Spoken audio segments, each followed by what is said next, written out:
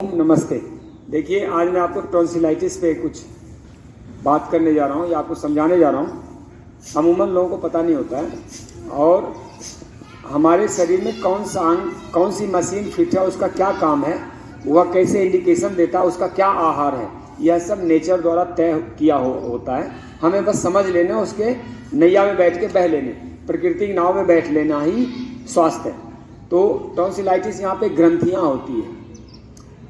दरअसल ये पेट की गड़बड़ी से या गले में इन्फेक्शन की वजह से, ऑक्सीजन की कमी से या खून का सर्कुलेशन सही नहीं होने से, कई बार ठंडा या गर्म हो जाने, ज़्यादा गरम चीज़ें आप खा लोगे तो, या ज़्यादा ठंडा वस्तु या बर्फ़ वगैरह के सेवन करने से ये सूजन हो जाता है, इसमें सूजन और दर्द होने लगता है। फिर गले में कुछ गटकना भी बहुत मुश्किल हो जाता है। तो ये तो इसका लक्षण है और कारण है, इसके 90% कारण पेट की गड़बड़ी है। जब भी पेट में इन्फेक्शन होगा या ओएसोफेगस में किसी प्रकार का इन्फेक्शन होगा तो यह सूज के गले को एक तरह से बंद कर देता है कि ज़्यादा लोग खा ना सकें, ताकि ठीक हो जाए। ये प्रकृति का नियम है कि जब भी कोई गड़बड़ी होती है प्रकृति अपनी व्यवस्था पहले कर देती है। जैसे बुखार आ जाता है, भूख मार देती प्रकृति ताकि कुछ खा ना सके हो। जैसे उल्टी दस्त हो जाए तो प्रकृति शरीर का शक्ति तोड़ देती ताकि वो लेटा रहे, ज़्यादा चले फिरे नहीं। कोई चक्कर आ जाए, बेहोशी आ जाए, प्रकृति उसे गिरा देती है ताकि खून सर्कुलेट हो जाए। यदि आदमी खड़ा रहे चक्कर आने वक्त तो मर जाएगा वो। गिरा देने से क्या, खून सर्कुलेट हो। यह नेचर की एक अद्भुत व्यवस्था है। जैसे आप कुछ खा रहे हैं, दांत में कंकर आ गया, प्रकृति क्या करे, अपने आप मुंह बंद कर देगी। चल रहे हैं, कहीं कोई कांटे चुभ गए, पैर अपने आप मना कर देगा चलने से। ये नेचुरल व्यवस्था आप नहीं कर रहे हो, वो प्रकृति करती है बस। जैसे दांत खट्टे हो गए तो आपका दांत ऑटोमेटिक कुछ चबाना नहीं चाहता। तो ये ऐसा ही टॉन्सिलाइटिस है।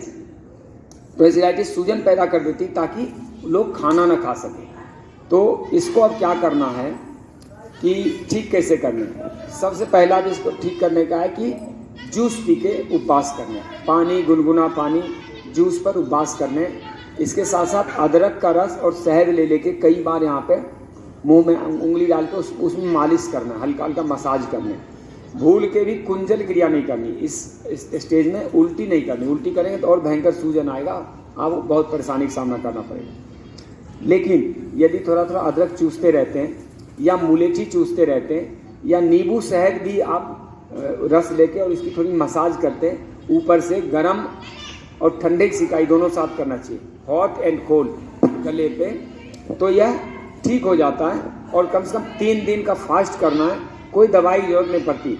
अनार का रस 1 कप या गन्ने का रस, पुदीना का पत्ता, नींबू डाल के लिया जा सकता है। नारियल पानी ले सकते हैं। और ऐसे कोई बहुत ही ठंडा जूस, जैसे सफ़ेद पेठे का जूस, घिया का जूस, टमाटर का लेते हैं खासकर ठंड के सीजन में, तो उसमें काली मिर्च और शहद मिला के लें। ऐसे लेंगे तो दिक्कत होगी। तो अगर ये 3 दिन आप कर देते हैं, ये ठीक हो जाता। यहाँ पे मिट्टी का लेप कर सकते हैं। सन बाथ, डायरेक्ट सनलाइट का प्रकाश दे सकते हैं, या फिर एक अल्ट्रा रेज होता है जो वो हम चिकित्सा केंद्र में करवाते हैं, रेज इस पे डालते हैं। इसकी लाइफ भी 72 घंटे, लेकिन यदि लापरवाही करेंगे तो 1-1 महीने तक भी ठीक नहीं होता, फिर मम्प्स का रूप ले लेता है। आप जानते होंगे, गलगंड और सूजन हो जाता है। तो अगर आप पेट की गड़बड़ी, जैसे ये सब चीज़ें होती हैं, यहाँ पे कोई इन्फेक्शन नहीं बन रहा तो पेट की गड़बड़ी, आपको लगता होगा पेट हमारा ठीक है, लेकिन पेट की गड़बड़ी अमाशय 15 दिन में चेंज हो जाता है। हमारा जो पेट है वो हर 15 दिन में क्या होता है, उसके सारे वाल के जो सेल्स हैं, कोशिकाएं हैं, भित्तियाँ चेंज हो जाती हैं। तो अगर वो प्रक्रिया अवरुद्ध होता है तो उसके वाल चेंज नहीं होते और वो इन्फेक्शन पैदा हो जाती है। फिर यहाँ से दूसरे लोग, फिर श्वास में बदबू भी आने लगती है। सांस लेंगे, बोलेंगे, बदबू आएगी, मुंह पूरा खुलेगा नहीं, अच्छा सा फील नहीं होगा, भूख मर जाता है, कीचड़ आते हैं आँखों में बार बार, और डेंड्रफ भी हो जाते हैं। इस केस में डेंड्रफ होने लगते हैं। ये सब इसके लक्षण है, कारण है, उपचार है। विशेष रूप से मैंने आपको समझा दिया कि खूब जूस पी के उपवास करें। बस जूस पी, इसका एक ही उपाय है, जूस पी के उपवास करें, सेक मारें।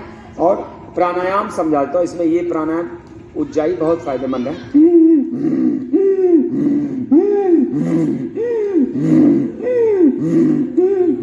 ये सब कर लीजिए।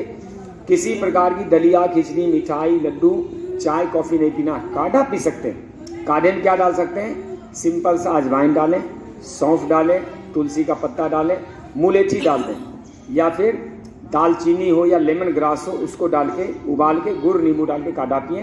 खाना पीना तो इसमें बंद कर देना चाहिए और कोई रास्ता नहीं। खाते रहेंगे ठीक ही नहीं होगा और रोग बढ़ते चले जाएंगे। धन्यवाद। ओम जय हिंद।